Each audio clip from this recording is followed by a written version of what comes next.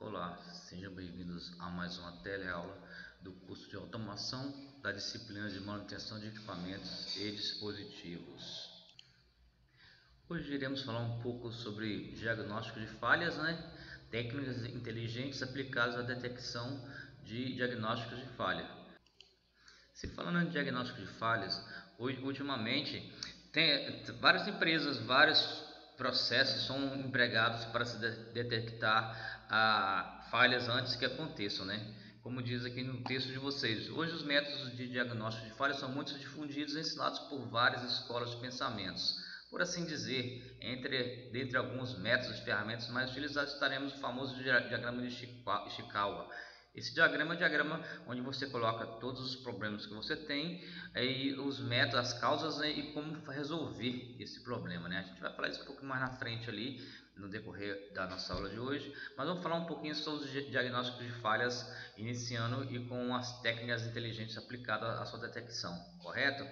Então, assim, num sistema inteligente a gente utiliza-se de técnicas de modelagem ou aplicam diretamente métodos baseados em inteligência computacional. Esses métodos surgiram para contornar as dificuldades encontradas pelos métodos tradicionais na modelagem e no tratamento de sistemas complexos.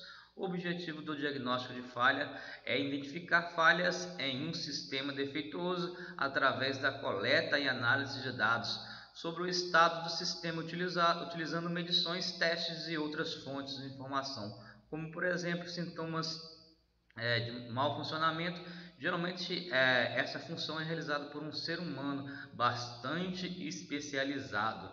E é bastante importante que todos os estágios do ciclo de vida de um produto, principalmente durante a fabricação e manutenção no campo. Nas últimas décadas, os diagnósticos automáticos de falhas têm sido um campo de pesquisa bastante ativo, mas a aceitação dessas técnicas na indústria não tem sido muito grande. Porque assim, certas pessoas que trabalham, pessoas que têm uma gama alta de experiência e pessoas mais antigos, eles não aceitam que esses sejam feitos automatizados esse processo. Preferem o trabalho confiam mais confiabilidade no ser humano, Então por isso que às vezes não são muito aceitos aí. Mas em relação a esse quesito está sendo mudado, Porque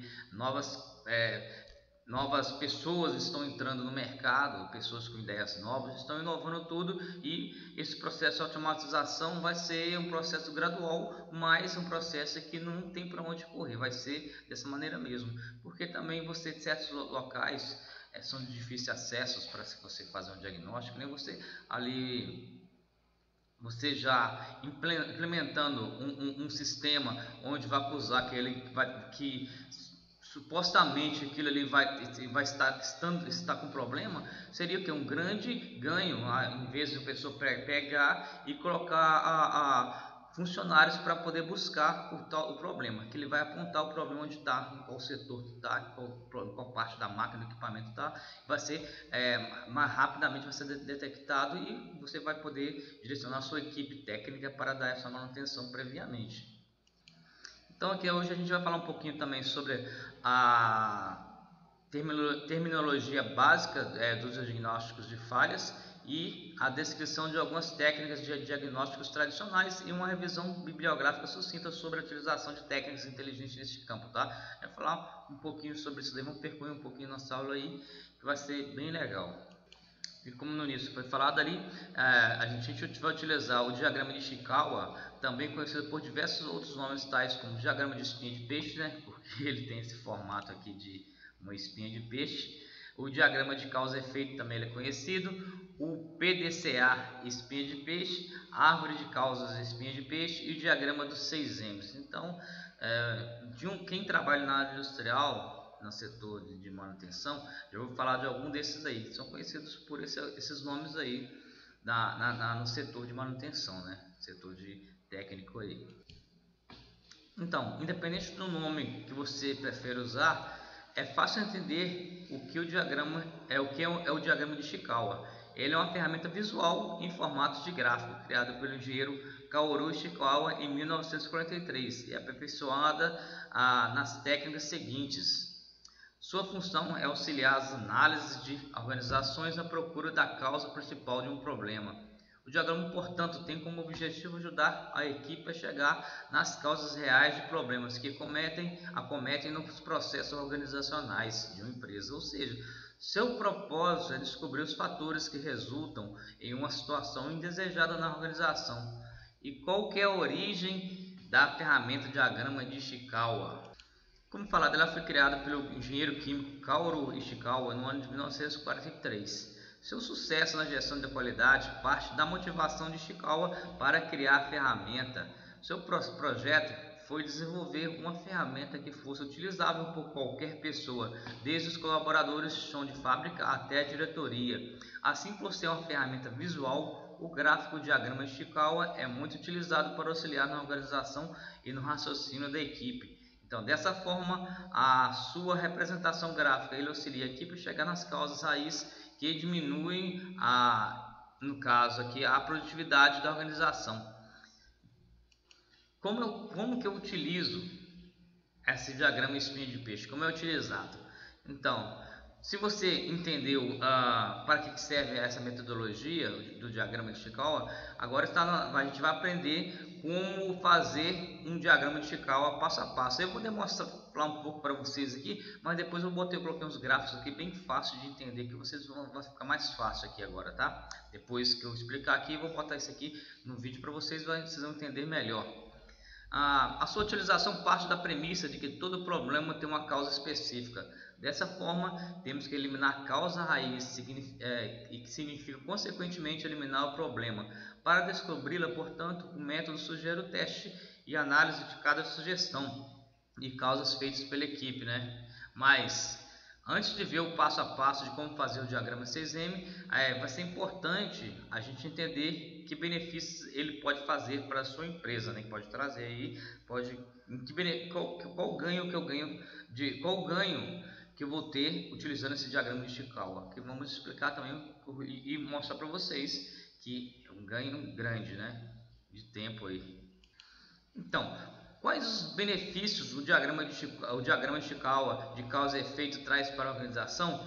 O diagrama de espinha de peixe, ele nada mais é que uma representação gráfica simples de ser construída e de fácil entendimento. Por isso, traz diversos benefícios para a organização e para a equipe que a utiliza. Alguns desses benefícios são melhor visibilidade dos problemas a serem enfrentados, identificação das possíveis causas de forma ágil e assertiva, hierarquização e priorização das causas encontradas, registro visual intuitivo que facilita futuras análises, aperfeiçoamento dos processos e melhoria contínua, exploração do desdobramento do problema na empresa, né? Envolvimento de toda a equipe na gestão de qualidade e na melhoria de processos e organização das ideias do grupo, com foco e objetividade, né? Que seria um dos mais importantes.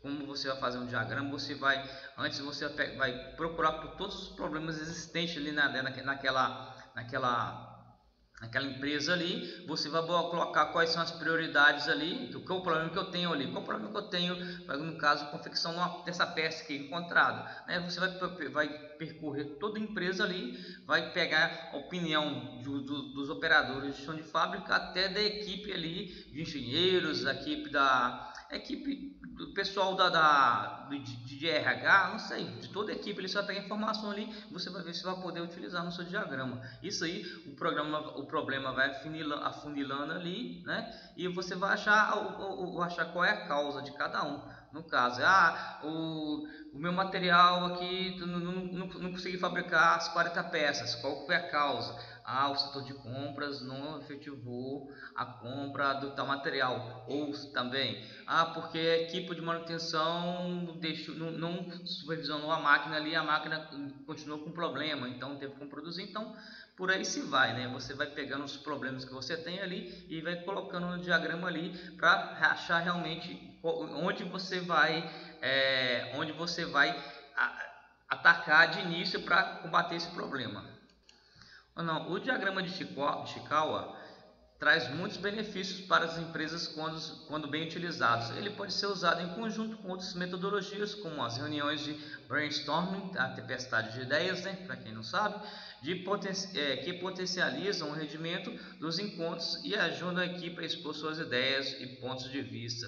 Portanto, é importante considerar algumas limitações e requisitos para o seu bom desenvolvimento. Por exemplo, o método por si não identifica a gravidade das causas.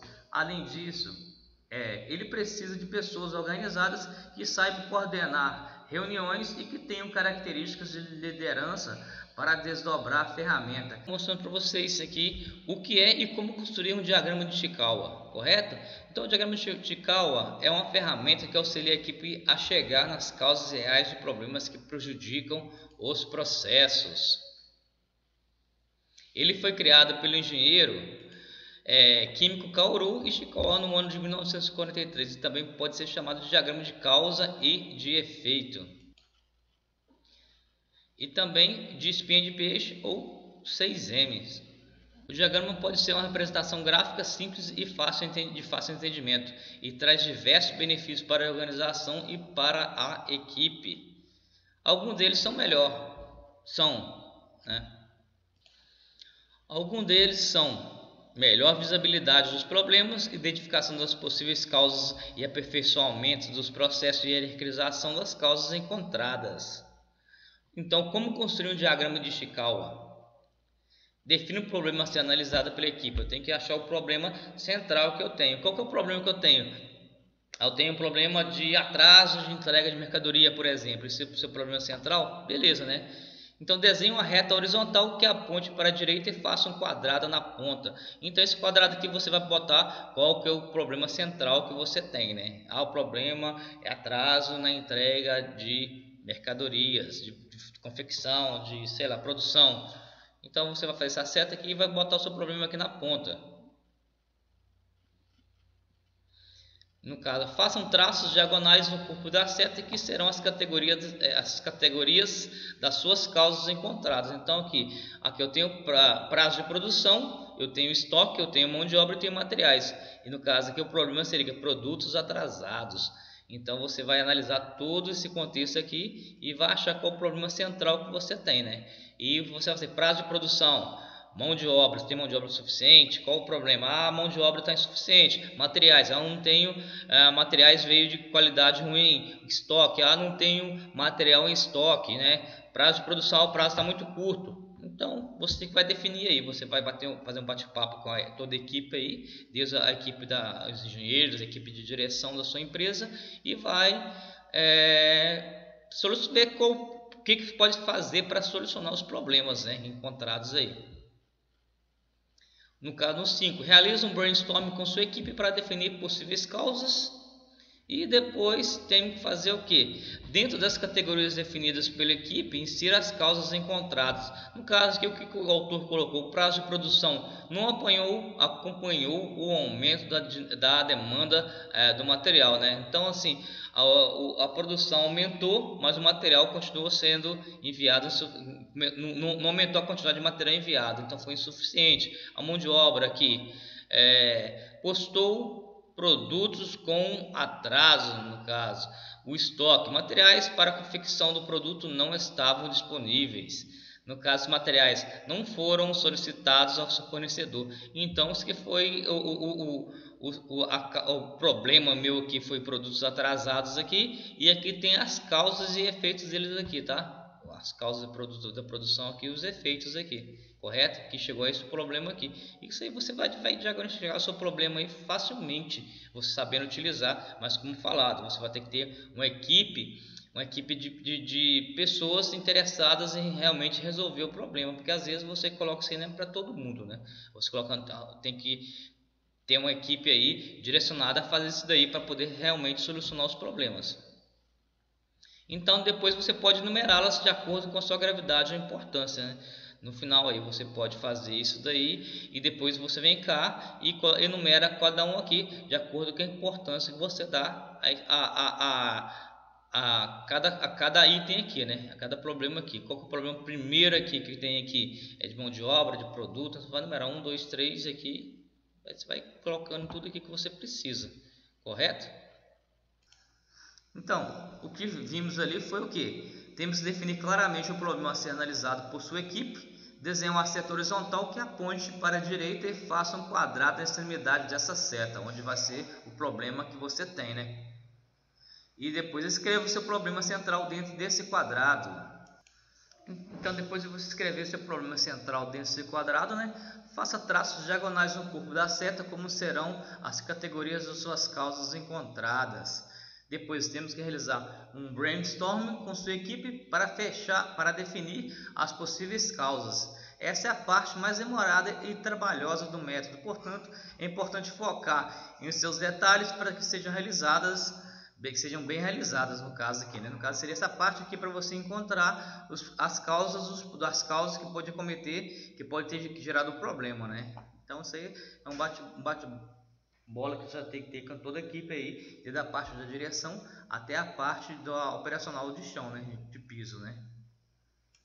Depois, dentro das categorias definidas pela equipe, temos que seguir as causas encontradas. Então você pode numerá-las, como falado, de acordo com sua gravidade ou importância. Uma boa ferramenta para ajudar nessa hierarquização. Então você pode numerá-las de acordo com sua gravidade ou importância. Uma boa ferramenta para ajudar nessa hierarquização é a matriz de priorização, né? Você coloca a matriz ali e vai fazendo o que você precisa. Então vamos ao detalhamento do diagrama de 6M. Você viu que o diagrama de Chikawa, também chamado de diagrama de 6Ms, mas por quê, né? Vamos ver o porquê aqui. Porque na verdade Kaoru Chikawa definiu 6 tipos de causas que na maioria das vezes são razão da existência dos problemas que se buscam solucionar. Para cada uma dessas causas se inicia com a letra M, por isso o nome do diagrama de 6M. Então aqui, as 6 causas que ele encontrou aí de Chikawa são, né, método, primeiramente o método que você trabalha, segundo pode ser a máquina, terceira medida, né, no caso a quantidade de equipamento, de materiais disponíveis, seria no caso da medida, no meio ambiente, o material e mão de obra. Então, para entender melhor cada um deles, você pode fazer uma pergunta que ajuda a descobrir como esse M pode estar influenciando o problema de sua equipe e está estudando e procurando solucionar esse problema, né? Vamos falar só um pouco sobre essas perguntas e ao usar e empregar no diagrama de 6Ms. Por exemplo, o método. Como a forma de desenvolver o trabalho influenciaria ou influencia no problema, né? No caso da máquina, como os equipamentos utilizados no processo influenciam no problema. Então, assim, vai que, por exemplo, essa máquina aí está muito lenta, a produção dela é pouca, né? Ou nossa máquina está quebrando demais. Seria uma das soluções encontradas, dos problemas com soluções encontradas. Então, o que seria? Essa máquina é lenta, temos que ver se ela está trabalhando dentro dos seus ciclos de trabalhos normais, se a produção dela foi criada for para aquele tanto tipo de trabalho por hora ali, então você tem que fazer ela está obsoleta, tem que fazer a troca dela para pegar comprar uma máquina que realize trabalhos mais rápidos, né? Relativo ao meio ambiente, como o meio em que a atividade está sendo desenvolvida influencia o problema? No caso do material, como a qualidade e o tipo de materiais utilizados influencia o problema, né? Às vezes o material de qualidade ruim, às vezes o material que eu utilizo, não sei, o material ele é caro, a equipe compra pouco, assim por diante. No caso da mão de obra, como as pessoas envolvidas nas atividades influenciam no problema? Às vezes a equipe não é bem treinada, a equipe, né, tem pessoas que não são realmente estão entronizadas a desenvolver um trabalho de qualidade, de excelência dentro da empresa. Então, isso aí vai ser um problema que você vai ter e vai ter que solucionar, né, de uma maneira ou de outra, né? Tocar aquele funcionário, capacitar ele, não sei. Então, toda a medida é um dos 6Ms de Chikawa e está relacionada com os indicadores de desempenho. É importante para construir as categorias no passo 4, você pode criar suas próprias, de acordo com cada necessidade específica de sua empresa. Você também pode seguir a lógica dos 6Ms, né? que são as categorias originais do método. Porém, fique atento se elas realmente se aplicam ao seu negócio, né? Às vezes isso vai de empresa para empresa. Às vezes o 6M funciona mais para o setor, vamos dizer, para o setor industrial, mas para o setor, não sei, de escritório, não sei se vai funcionar legal. Mas você vê aí e você pode fazer a adequação necessária.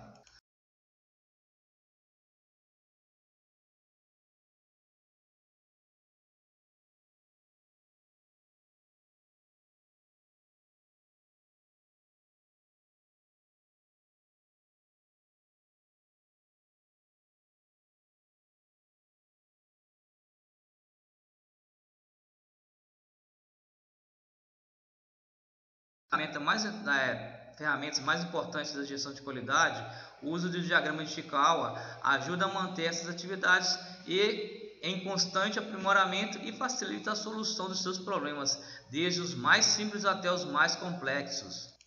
Então nós vimos que é uma ferramenta versátil, né? Ao meu ponto de vista, não sei de vocês, é de fácil entendimento e visualização, que eleva o nível de compreensão da equipe sobre todos os processos. Além disso, ele pode ser utilizado nas mais diversas áreas dentro das organizações de todos os segmentos. Portanto, investir nesse tipo de gestão e ferramentas de solução de problemas é um dos melhores caminhos para atingir o sucesso na construção, na condução de uma empresa, né? A empresa, para ser bem conduzida, tem que ter métodos aí, não é simplesmente chegar lá, vou olhar qual o problema ali, mas se não colocar isso no papel e atacar os problemas que ali existem, essa empresa com o tempo ela não vai se sustentar, ela vai dar uma queda ali e pode levar até ao fechamento dela mesma. Então os problemas têm que ser atacados e solucionados de acordo, e para isso temos ferramentas, né? Ferramentas aí inteligentes, e temos também diagramas que podemos utilizar aí. Vamos ver até agora em seguida um outro também aqui, sobre um outro método também chamado gráfico de Pareto, tá? Então, assim, outro método, como eu falei, utilizado também é o gráfico de Pareto. O que seria o gráfico de Pareto?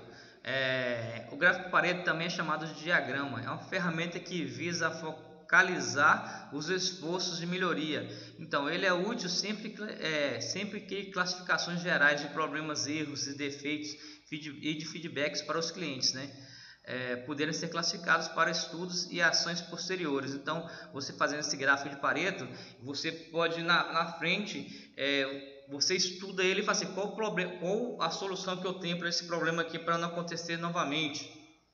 Então você vai fazer o estudo, é como você deixar um histórico ali, como um histórico do equipamento que quebra, né? O equipamento quebrou ali, o cara fez o histórico, quebrou por esse motivo. Então assim, vai ter que a gente com esse histórico vai saber onde atacar no problema ali, né? Contra-atacar no problema para solucionar problemas posteriores, né? De quebra, às vezes, como eu falei na questão da manutenção, às vezes que o equipamento está quebrando direto ali porque o eixo dele está empenado, né? Aí vai ver a solução lá, qual a solução a ser feita, desempenar o eixo ou retirar folgas e assim por diante. Então, assim, o gráfico de Pareto, entretanto, o seu propósito não seria de identificar as causas, visto que outras ferramentas tais como os gráficos de controle, gráficos de dispersão e experimentos planejados podem ajudar a identificar as causas. Aqui vamos citar alguns exemplos dos quais ele pode ser útil para classificar os problemas. Seria na questão de que uma peça que falha em um teste devido a um componente defeituoso, né? Lotes de produtos químicos podem estar abaixo do padrão para muitas especificações diferentes. Cobranças podem estar incompletas devido à falta de muitos tipos de informações. Há vários tipos de problemas que os hóspedes experimentam em um hotel. Então, assim, alguns problemas, exemplos de problemas que são classificados e que podem ser colocados, no caso, no gráfico de Pareto aí, correto? Gráfico de Pareto. No caso, como diz o material aqui, o gráfico permite uma visualização estruturada em ordem de importância das causas sobre um determinado resultado, né? Aqui temos aqui a descrição da falha aqui, tem as causas de retrabalho aqui, temos aqui os itens numerados de acordo com o grau de importância aqui. Qual é a causa aqui? Esteira desarmou o motor, as horas aqui, a porcentagem 33%. Rolhador desarmou o motor, 5,88 horas, 25%. Ajuste do torque, no caso foi 3,06, 13% do meu problema. Rolha trancada, 2,82, 12%. E assim vai aqui, onde se deu um percentual de 23,52, horas, né, perdidas aqui, e no caso aqui deu na questão da porcentagem aqui, no caso do grau de importância aqui 100% aqui, né, no final aqui, depois de todos esses problemas identificados aqui, aí vamos ver como temos que contra-atacar para resolver e solucionar esses problemas. Então, com frequência, algumas poucas classificações dominam os poucos vitais, enquanto que todo o resto, os muitos triviais, contribuem apenas para uma pequena proporção, a fim de melhorar um processo. É importante encontrar quais são as poucas áreas vitais deste problema. Então, sobre o gráfico de Pareto, quem criou? Então, assim, esse gráfico de Pareto foi criado pelo Vilfredo Pareto, foi em 1848, de 1848 a 1923, né? Então, quem criou o gráfico de Pareto? Ele foi criado por Vilfredo Pareto, que foi pioneiro no esforço de iniciar uma lei de distribuição de rendimentos. Em essência, ele percebeu que 80% das riquezas de uma população estava concentrada em apenas 20%. A descoberta se tornou amplamente usada na indústria depois de sua preeminência nas mesas redondas de gerenciamento, conduzidas nas universidades de Nova York no início da década de 40. Além disso, um dos pioneiros em trabalhos na área de qualidade, Joseph Juran, encontrou padrão na distribuição dos tipos de defeitos de certos produtos semelhantes aos encontrados por Pareto. Após diversas análises, ele chegou à conclusão de que uma grande parte das iniciativas de melhorias e poucos tipos de defeito eram responsáveis pela maioria das rejeições, ou seja, 80% dos problemas de qualidade de uma peça são causados por 20% dos tipos de defeito, né? Então, se você vê aí a causa e o efeito que acontece aí, né? 20% prejudica os outros 80%. Da relação entre esses dois trabalhos foi criado o conceito de Pareto, também chamado de frequência da regra 80/20, sendo o termo gráfico de Pareto, cunhado por Joseph Juran no início da década de 90. Então, um exemplo de um gráfico de Pareto pode ser visualizado em uma equipe trabalhando no desempenho de entrega de seus fornecedores. Ao descobrir que os próprios fornecedores necessitavam fazer mudanças em seus sistemas para melhorar a entrega do horário, perceberam que seria necessário treinar cada um dos fornecedores. No entanto, como contavam com 4.000 fornecedores, isso parecia uma tarefa impossível. Então, para realizar a tarefa considerada a principal impossível, a equipe focalizou seus esforços aos poucos vitais. Então, ao invés de pensar a respeito dos 4.000 fornecedores, cada agente de compras trabalhou com um dos poucos vitais a cada mês, né? Assim, o desempenho de entrega no horário dos fornecedores foi estabelecido como parte desse esforço focalizado. Essa análise de Pareto é baseada em um ponto de vista de cliente. Quantas vezes o cliente sofreu inconveniência devido a uma entrega atrasada? Então temos que observar aqui do ponto de vista de um fornecedor, a porcentagem de entregas no horário seria uma medida mais apropriada, correta? Então assim, você vai focalizar ali o que ele fez. Ele pegou quais foram os clientes que tiveram as entregas mais prejudicadas, né, e foi focando naqueles ali, foi fazendo treinamento com os entregadores ali, e aí se resolveu a solução no contexto geral, né? Depois foi da questão dos maiores atrasos até os menores aí. Aí foi treinando quem estava atrasando mais aí, depois até fazer o treinamento com quem estava acontecendo um atraso com os menores. Então o foco dele foi o quê? Pegou aquele que estava acontecendo maior atraso, aquele cliente que estava sofrendo maior atraso, por último, até o cliente estava sofrendo menor atraso. Então aqueles entregadores que estavam atrasando mais tiveram o treinamento, tiveram o primeiro treinamento, e depois no final aqueles que estavam tendo menos atraso, até você pegar um patamar de estabilidade de entrega ali, para não acontecer aqueles atrasos, aqueles inconvenientes que estavam acontecendo. E como que eu devo aplicar esse gráfico de Pareto? Então, um dos objetivos centrais de um programa de qualidade é reduzir as perdas provocadas por itens defeituosos que não atendem às especificações, visto que há muitos tipos de defeitos que invalidam o produto, né? Às vezes, um lote todo é descartado por defeito de um produto ali, de um certo produto ali, né? Aí é descartado todo o lote ali. Então, concentrar esforços no sentido de eliminar todos os tipos de defeitos não é uma política eficaz. Assim, devemos focar nos tipos de defeitos que são responsáveis pela maioria das rejeições. sendo mais eficaz atacar a causa desses poucos defeitos mais importantes. Por isso, a necessidade de utilizarmos o gráfico de Pareto. Então, por exemplo aqui, vamos botar para você um gráfico aqui. Uma empresa de embalagem precisava reduzir custos com peças defeituosas encontradas em sua produção. Como a empresa não sabia onde começar, decidiu-se utilizar o conceito do gráfico de Pareto para analisar quais defeitos ocorriam com maior frequência. Então, durante 2 semanas, os dados foram coletados, resultando no gráfico a seguir. Então, aqui, o diagrama de Pareto aqui, os tipos de defeitos aqui. O que aconteceu aqui? A não selagem do topo. Aqui aconteceu o que aqui? A maior incidência aqui, não selagem do fundo, não selagem lateral, impressão da borracha, né? No caso aqui, caixa amassada, e aqui foram outros problemas aqui. Aí temos a frequência realizada aqui, ó. No caso de porcentagem aqui, no caso do acumulado foi de 40,4 aqui. E aqui nós criamos aqui nessa parte lateral que foi a frequência encontrada, correto? E aqui em porcentagem aqui. E aqui nós colocamos o problema ao fundo. E aí encontramos quais foram os problemas, com qual frequência ele aconteceu e em qual porcentagem estimada esse gráfico aqui, tá vendo? Então, note que é muito fácil observar no gráfico o que trabalhar primeiro. Defeitos do tipo não selagem, né? Não selagem são responsáveis por mais de 80% aqui de todos os defeitos. Assim fica claro que a equipe de melhoria deve começar com essa seção de selagem aqui que está bem descrita aqui, né?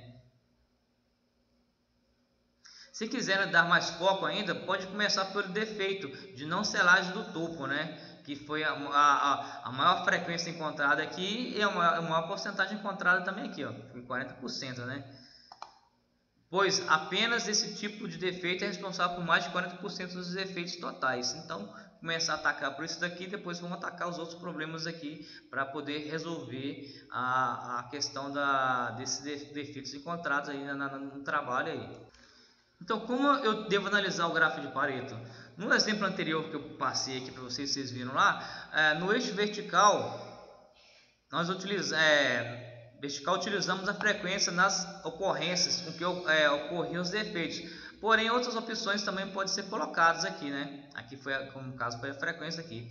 Um cliente cujo negócio era distribuição de sistema de automação estava interessado em reduzir o quanto era gasto com cada fornecedor para trocar peças que apresentavam defeitos em campo. Para tanto, eles coletaram durante um mês todos os sistemas que precisavam ser trocados e qual era o fornecedor desse sistema. Eles sabiam também que existia uma grande diferença entre os preços com sistemas simples que custavam R$300 até sistemas complexos cujo custo era de R$2.000. Aí o que aconteceu? Ele fez um gráfico aqui, né, de porcentagem aqui, correto? De percentual aqui, no caso da peça daqui, nesse caso, cada defeito foi multiplicado pelo custo no seu sistema, o que é uma estratégia comum na utilização de gráfico de Pareto. Essa variável foi encontrada para a construção do Pareto. Com essa análise foi possível focar no fornecedor D, no caso esse daqui. Então, uma conclusão bem diferente do que obteríamos se analisarmos apenas pela frequência, né? Então, a construção de um gráfico de Pareto segue as seguintes etapas. Comentadas aqui, ajuda você e sua equipe na melhoria das suas análises de dados, no caso, né? No caso aqui, você viu que por esse gráfico aqui, o fornecedor D, na questão aqui do valor das peças dele aqui, e o percentual dado aqui, tá vendo? Então você vai colocar isso aqui no caso para escolher um novo fornecedor, onde comprar ou não. Aqui a equivalência de peças, das mesmas peças em fornecedores diferentes. Então, assim, para utilizarmos o gráfico de Pareto, primeiro temos que entender o que a gente quer analisar, né? Com o gráfico, né? Todo gráfico de Pareto tem uma finalidade, por isso entender o que você quer resolver com ele é fundamental para decidir qual dados é necessário coletar. Nos 2 exemplos que dei aqui, foi ensinado como formular o problema analisando o tipo de defeito mais frequente e o fornecedor mais custoso, no caso, né? Aqui no primeiro aqui, qual o problema mais frequente, né? E esse, no caso aqui, qual o fornecedor que era mais careiro, mais custoso, no caso, né? Dessa forma, decidir qual dessas análises seguir é o passo inicial da construção do gráfico de Pareto. No caso, depois temos que fazer a coletar os dados. Só você faz um gráfico com dados. Para coletar bons dados, você pode se valer de outras ferramentas, como formulários de coleta de dados, folhas de verificação, completar um formulário de planejamento para coleta de dados. Então, essa etapa de planejamento é importante para construir um gráfico de Pareto, porque leva a equipe a considerar questões a serem respondidas, né? No caso aí, qual fornecedor que é mais viável para comprar, questão de melhor preço, né? Qual o problema encontrado com maior frequência aí, que eu tenho que resolver primeiro para poder sanar a solução aí para a fabricação das minhas peças aí, informações a serem registradas, variáveis para estratificação, definições operacionais, duração e local para a coleta de dados. Então, temos que desenvolver uma lista de verificação simples que satisfaça as considerações assinaladas anteriormente aí. Os dados podem ser classificados por todo tipo de problema ou defeito do departamento, do local, o tempo, o tamanho e outros. Outra vez que tenham sido coletados dados suficientes, pelo menos 30 ocorrências, aí temos que passar para o outro passo, que seria organizar os dados coletados. Temos que compilar os dados que você coletou. Você já pode contar a frequência de cada item analisado no gráfico de Pareto e montar uma tabela, ou então caso seja usado um software como Minitab, pode-se compilar os dados em formato de banco de dados. No nosso próximo passo aqui temos que fazer o que? Desenhar as barras de frequência, né? Essas barras aqui, organizadas da maior para a menor, ou seja, da esquerda para a direita, como está bem aqui discriminado aqui. E no caso, depois temos que inserir um gráfico de linhas com porcentagens acumuladas de cada classificação, né? Seria esse percentual aqui, ó, correto? Então, para isso você terá que calcular a porcentagem de frequência de cada defeito relativa aos números totais de defeito. Uma vez que essas porcentagens estão calculadas, você deverá traçar o gráfico de linhas, no caso aí, para poder essas linhas para poder chegar a qual percentual atingido aqui, beleza? Depois temos que fazer a análise por último aí do gráfico de Pareto aí. Uma vez finalizado o gráfico, veja se há alguma classificação se sobressaindo. Caso haja, podemos dizer que se aplica o princípio de Pareto nela. Monte o plano de ação e vamos começar a melhoria a partir daí, então, no caso.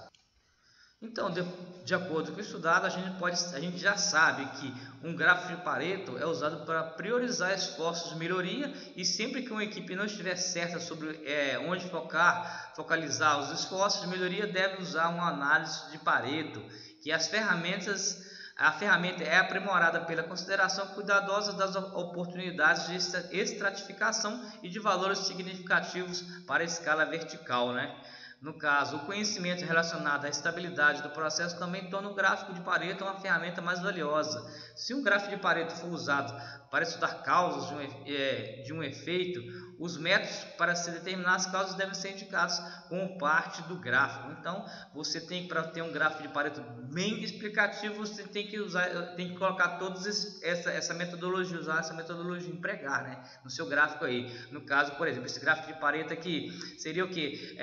Os tipos de defeito aqui, nós colocamos a frequência na lateral esquerda aqui, na lateral direita colocamos a porcentagem, embaixo colocamos quais são os problemas. Já nesse aqui, no gráfico Pareto do fornecedor, no caso, questão de valores, aqui na direita aqui colocamos o valor dos fornecedores aqui, né? Os valores obtidos com os fornecedores aqui do D, A, C, D, E e B, e no caso da direita colocamos o percentual. Então a gente tem que colocar isso bem detalhado para podermos ter um gráfico de visualização e de fácil entendimento. Hoje a gente viu podemos ver um pouco sobre o diagrama de Ishikawa, mais conhecido como espinha de peixe, e também sobre o gráfico de Pareto, né? São ferramentas utilizadas pelas várias gamas das indústrias aí, vários setores de empresas aí, para poder ser realizada reconhecer causas e efeitos aí, né, e poder selecionar os problemas devidos aí para poder ter um bom andamento aí e ter sucesso nas empresas aí, né, onde você pode amenizar os problemas decorridos durante a produção aí, correto? Nos vemos na nossa próxima teleaula.